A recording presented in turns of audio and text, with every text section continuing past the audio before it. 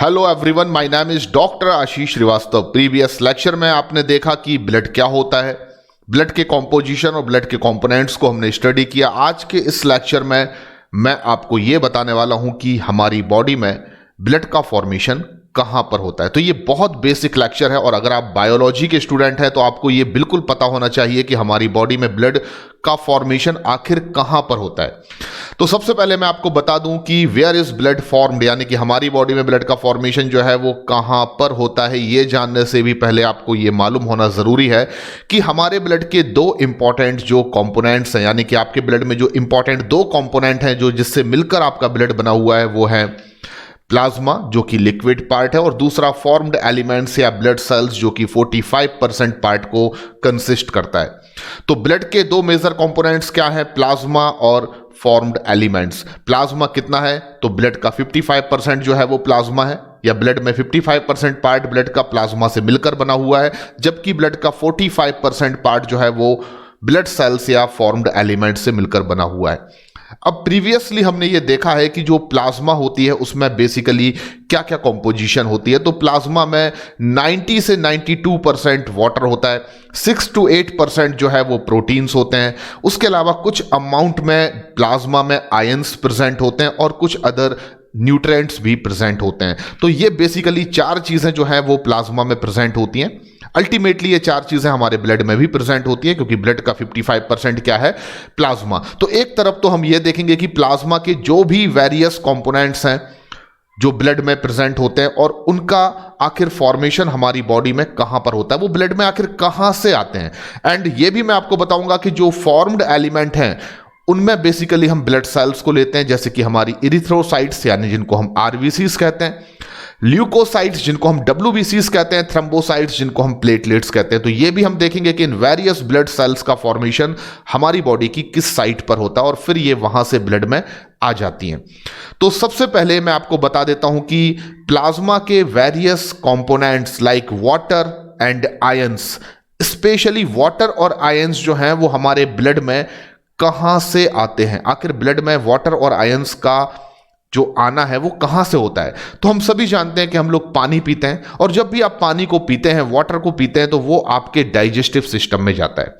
Water आपके digestive system में जाता है और ये भी हमने डाइजेस्टिव सिस्टम में पढ़ा है। जब हमने डाइजेशन एंड एब्जॉर्प्शन चैप्टर को पढ़ा होगा तो ये वहां पर हमने देखा है कि जो पानी आप पीते हैं वो पूरा का पूरा पानी यूरिन नहीं बनता, बल्कि ब्लड में वाटर का एब्जॉर्प्शन होता है और वो एब्जॉर्प्शन आपके डाइजेस्टिव सिस्टम के इंपॉर्टेंट ऑर्गन लाइक स्टमक से भी होता है, लार्ज इंटेस्टाइन से भी वाटर का एब्जॉर्प्शन होता है ब्लड में, एंड वाटर का एब्जॉर्प्शन जो है वो स्मॉल इंटेस्टाइन से भी होता है। तो आपके डाइजेस्टिव सिस्टम के ये तीनों इंपॉर्टेंट ऑर्गन्स जो हैं, स्टमक, लार्ज इंटेस्टाइन और स्मॉल इंटेस्टाइन, वो वाटर को एब्जॉर्ब करके कहां पर भेज देते हैं, आपके ब्लड में। और मोस्ट ऑफ द आयंस, बहुत सारे आयंस भी वाटर के साथ स्टमक से और अदर डाइजेस्टिव ऑर्गन से एब्जॉर्ब होकर कहां पर पहुंच जाते हैं, आपके ब्लड में। तो आपको यह तो मालूम चल गया कि हमारे ब्लड में जो प्लाज्मा है उसका एक बहुत बड़ा पार्ट जो है वो वाटर से मिलकर बना हुआ है, यानी 90 से 92% पार्ट।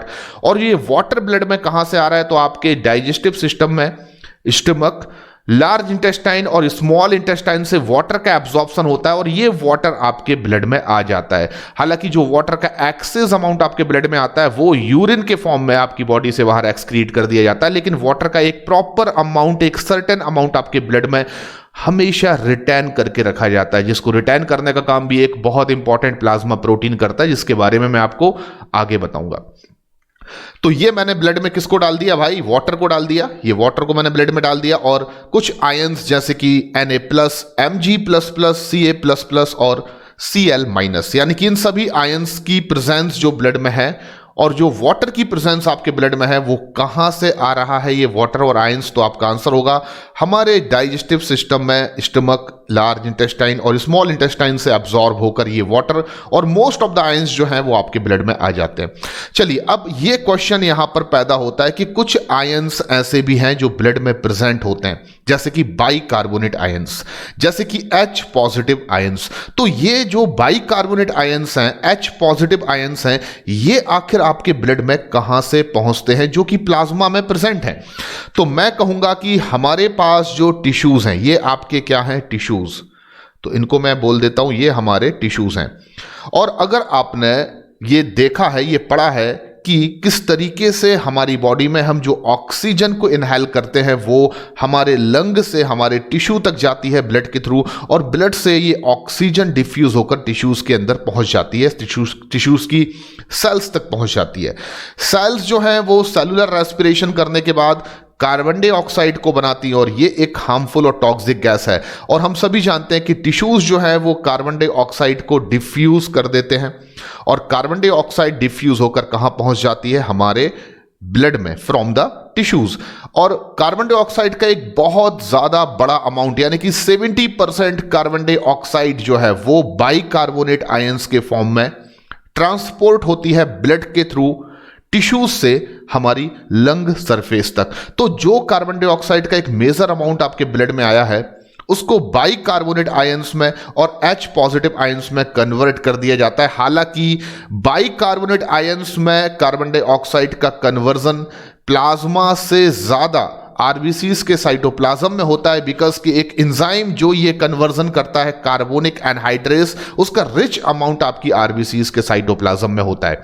लेकिन फिर भी कुछ अमाउंट जो है वो बाइकार्बोनेट आयंस और H पॉजिटिव आयंस का प्लाज्मा में प्रेजेंट रहता है। और वो किससे मिलता है हमें? तो हमारे ब्लड में जो डिफ्यूज होकर कार्बन डाइऑक्साइड आई है वो कन्वर्जन कर लेती है अपना बाइकार्बोनेट आयंस में और H पॉजिटिव आयंस में। तो इस प्रकार से अब मैं कह सकता हूं कि जितने भी आपके ब्लड में आयंस प्रेजेंट हैं, like Na+, Mg++, Ca++, Cl-, HCO3- and H positive, ये सभी आयंस आपके ब्लड में कहां से आ रहे हैं? तो मोस्ट ऑफ द आयंस आपके ब्लड में जो आ रहे हैं वो वाटर के साथ आपके डाइजेस्टिव सिस्टम से एब्जॉर्ब होकर आ रहे हैं, जबकि कुछ ions like bicarbonate and H positive ions carbon dioxide के कन्वर्जन से हमारे ब्लड में आ जाते हैं।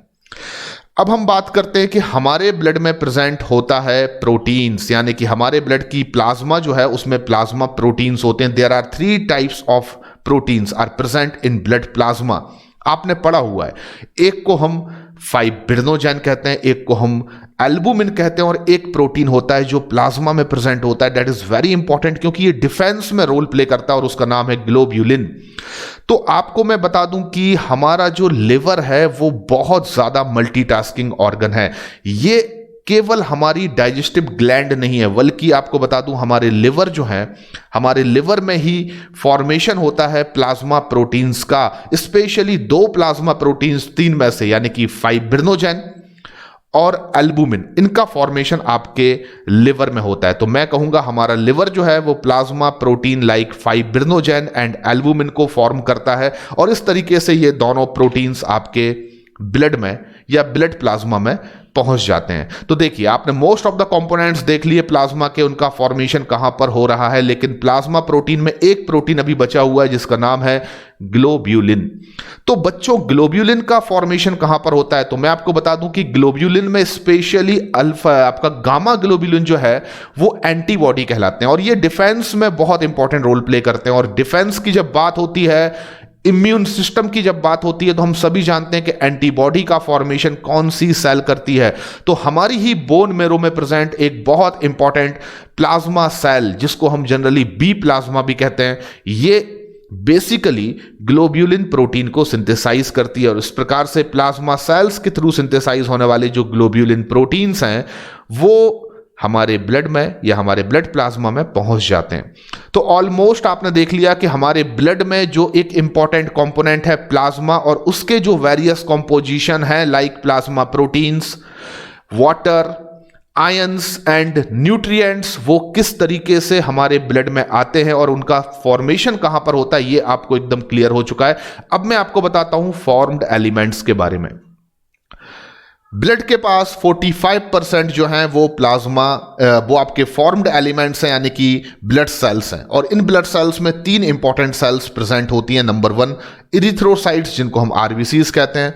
ल्यूकोसाइट्स जिनको हम WBCs कहते हैं और थ्रोम्बोसाइट्स जिनको हम प्लेटलेट्स कहते हैं। तो आपको सबसे पहले मैं बता देता हूं कि जब हम अडल्ट हो जाते हैं, जब हमारी एज जो है वो 20 साल हो जाती है, 20 साल या उससे ज़्यादा हो जाती है, हम एडल्ट स्टेज में आ जाते हैं, तो हमारी बॉडी में जो ब्लड सेल्स हैं या फॉर्म्ड एलिमेंट्स हैं उनका फॉर्मेशन हमारी लॉन्ग बोन्स में होता है। तो ये एक आपके शरीर की लॉन्ग बोन मैंने ले ली, लंबी हड्डी आपकी ले ली। तो हमारी बॉडी की जो लॉन्ग बोन्स हैं उनमें ही कहीं ना कहीं ब्लड सेल का फॉर्मेशन हो रहा है, जैसे कि हमारे रिब्स की बोन, हमारी फीमर बोन। तो ये हमारी बॉडी की कुछ लॉन्ग बोन्स हैं जिनमें कि ब्लड सेल का फॉर्मेशन होगा। लेकिन ब्लड सेल का फॉर्मेशन लॉन्ग बोन्स में कहां पर होता है, ये अगर आपको जानना है तो मैं आपको कुछ इंपॉर्टेंट चीजें बता देता हूं। सबसे पहली चीज तो आप ये जान लीजिए कि हमारी जो हड्डियां होती हैं वो अंदर से खोखली होती हैं, यानी कि हॉलो शेप्ड होती हैं। इनके अंदर काफी स्पेस होता है, ये खोखली होती हैं, अंदर से बांसुरी की तरह होती हैं। और इनके अंदर जो खाली स्पेस होता है उसमें एक मटेरियल भरा होता है। उस मटेरियल को हम जनरली कहते हैं येलो बोन मेरो। तो आपकी जो बोन्स है उनके अंदर एक खाली स्पेस है, वो हॉलो शेप्ड स्ट्रक्चर है, और उनके अंदर भरा हुआ जो मटेरियल है उसको आप येलो बोन मेरो कहते हैं। आपको मैं सबसे पहले क्लियर कर देता हूं कि आपकी किसी भी ब्लड सेल का फॉर्मेशन आपकी येलो बोन मेरो में बिल्कुल नहीं हो रहा है। आपको बिल्कुल भी कंफ्यूज होने की जरूरत नहीं है। बल्कि जब आप लॉन्ग बोन्स के टर्मिनल पार्ट्स को देखेंगे, टर्मिनल पार्ट का मतलब होगा ये वाले हिस्से, तो आपकी जो लॉन्ग बोन्स है उनका जो टर्मिनल पार्ट है, जिसको मैंने यहां पर ब्लैक कलर से सेपरेट कर दिया है, तो जो आपकी लॉन्ग बोन्स का टर्मिनल पार्ट है उसमें बहुत सारे छोटे छोटे पोर्स प्रेजेंट होते हैं, या मैं कहूं तो आपकी लॉन्ग बोन्स के टर्मिनल पार्ट्स जो हैं वो पोरस होते हैं, कुछ इस तरह से।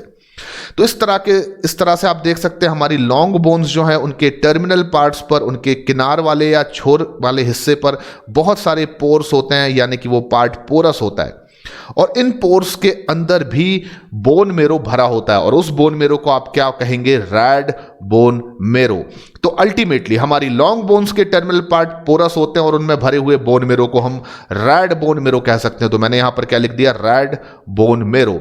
और आपको बता दूं कि हमारी बॉडी में हेमेटोपोसिस, यानी कि हेमेटोपोसिस का मतलब होगा ब्लड सेल का फॉर्मेशन। तो हमारी बॉडी में हेमेटोपोसिस की जो प्रोसेस है वो रेड बोन मेरो में होती है, यानी कि जितनी भी आपकी ब्लड सेल्स हैं like RBCs, WBCs and thrombocytes, इनका फॉर्मेशन हमारी लॉन्ग बोन्स की रेड बोन मेरो में हो रहा है। स्पेशली हम जब एडल्ट एज में हैं तब हम बात करें तो इस तरीके से मैं लिख सकता हूं हेमेटोपोसिस की जो प्रोसेस है वो हमारी रेड बोन मेरो में हो रही है, और इस तरीके से रेड बोन मेरो में ही आरबीसीज, WBCs और प्लेटलेट्स का फॉर्मेशन होता है। और ये आपकी NCERT में लिखा हुआ है कि आरबीसीज का फॉर्मेशन रेड बोन मेरो में होता है, WBC का फॉर्मेशन भी रेड बोन मेरो में होता है। यहां तक कि जो प्लेटलेट्स हैं, थ्रोम्बोसाइट्स, वो कोई सेल नहीं है बल्कि वो सेलुलर फ्रैगमेंट्स हैं, और इन सेलुलर फ्रैगमेंट्स का फॉर्मेशन रेड बोन मेरो में प्रेजेंट एक बहुत इंपॉर्टेंट और स्पेसिफिक सेल्स करती हैं जिनका नाम है मेगा कैरियोसाइट्स। तो मेगा कैरियोसाइट्स बोन मेरो या रेड बोन मेरो में प्रेजेंट एक स्पेसिफिक सेल है जो प्लेटलेट्स का फॉर्मेशन करती हैं। इस तरीके से ये तीनों वैरायटी की सेल्स रेड बोन मेरो में बनने के बाद आपके ब्लड में पहुंच जाती हैं। तो लो, इनको मैंने ब्लड में डाल दिया, ये आपके ब्लड में पहुंच गई।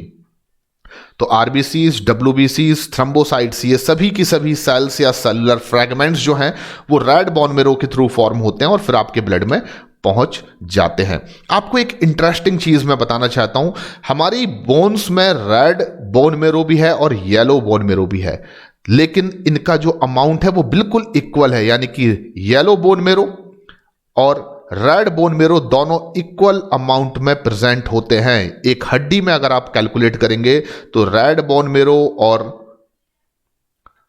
येलो बोन मेरो का जो अमाउंट होगा वो बिल्कुल बराबर होगा। That means 50% yellow bone marrow होगा और 50% ही आपकी बोन्स में रेड बोन मेरो होगा।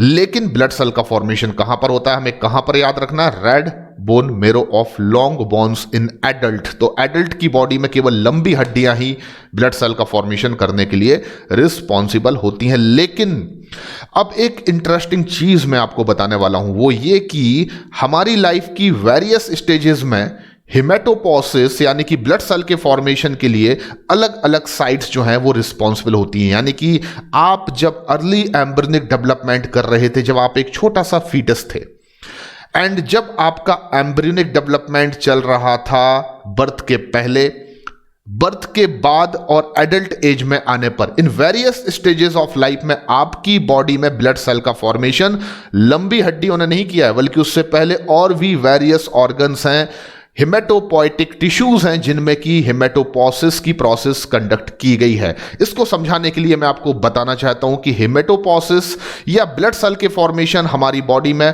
वेरियस स्टेजेस में वेरियस साइट्स में होता है। फॉर एग्जाम्पल, जब आप अर्ली एम्ब्रियोनिक स्टेजेस में थे, यानी कि जब हम छोटा सा एक फीटस थे मदर के यूट्रस में, अर्ली एम्ब्रियोनिक स्टेजेस में थे, तब हमारी बॉडी में हड्डियों का फॉर्मेशन नहीं हुआ था, और हड्डियों के फॉर्मेशन ना होने की वजह से हमारी बॉडी में ब्लड का जो फॉर्मेशन था, हेमेटोपोसिस की जो प्रोसेस थी, वो यॉर्क सैक में कंडक्ट हो रही थी। तो याद रखिए, हमारी बॉडी में यॉर्क सैक में फॉर्मेशन होता है ब्लड सेल्स का तब जब हम अर्ली एम्ब्रियोनिक स्टेज में थे, हम छोटा सा एक फीटस थे, यानी कि जब हमारी बोन्स का फॉर्मेशन नहीं हुआ था। यहां तक कि यॉर्क सैक में ब्लड के फॉर्मेशन की प्रोसेस कुछ ही हफ्तों तक चलती है। उसके बाद ब्लड के फॉर्मेशन की जो जिम्मेदारी है वो फीटस का लिवर ले लेता है। यानी कि बर्थ के पहले तक, अर्ली एम्ब्रियोनिक स्टेज के कुछ हफ्ते बाद से लेके बर्थ के पहले तक एक फीटस या एम्ब्रियो में जो ब्लड सेल का फॉर्मेशन है, हेमेटोपोसिस की जो प्रोसेस है,